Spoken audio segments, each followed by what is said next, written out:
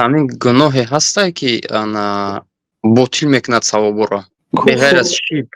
Не, беғайр аз ширки ки беғайр аз туҳмату мисол ки як бародар савол дод ки зино мисол ки зино мекунад. зино амалҳояшро ботил намекунад то модоме ки ҳалол нашуморад. Масалан, рӯза дошт моҳи Рамазон, намозхон то имрӯз.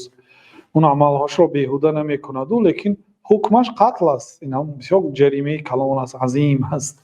برای همین یک گناهش حکمش قتل است اگر زن داشته باشه یا شوهر داشته باشه. اگر قانون شریعت تطبیق شود در بالاش جنایت است. تو در بعضی کشورها این جنایت نیست.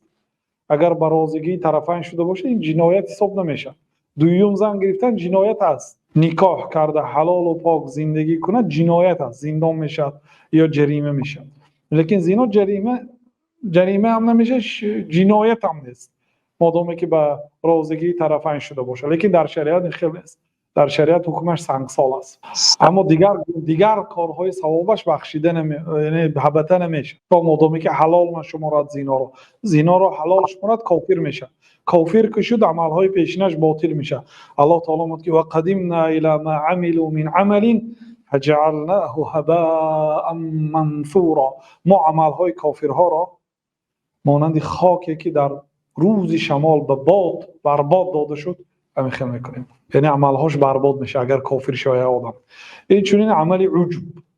یک آدم مثلا نماز میخواند ریا میکند، مردم بیند که من چه خیلی شروع خوانده ایستادم یا طولانی میخوانم یا بسیار نماز میخوانم، مردم اونجا در مسجد گپ زدشتی هم من باشم نماز خواندم اینو بینن، گوید این عملش بیکار میشه و گناه هم میگیره. این شرک است.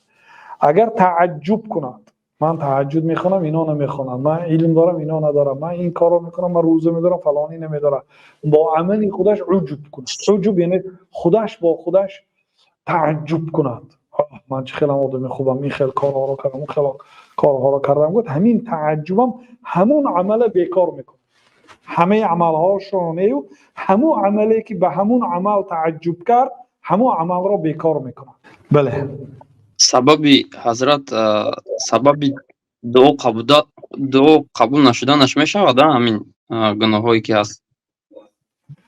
گناه یکی از سببهای قبول نشدن دعا هست. بنابراین مشروع هست که بنده پیش از آن که دعا کند اول به گناهاش توبه کند، از الله تعالی مغفرت پرسد تا اینکه پیش راهی قبول شدن دعایش را گناهش نگیرد.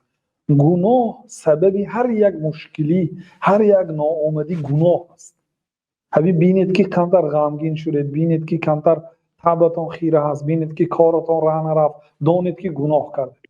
فضیل ابن عیاض گفتن که من اگر گناه کنم از خرم و از زنم میفهمم. همین زنک اگر معاملش قاش و قاوقش گرفتگی باشد و گپای هر خیله گوید دان که من یگان گناه کردم، یا خر اگر اطاعت نکند دان که من یک گناه کردم میگفتن. از گناه میدانستن.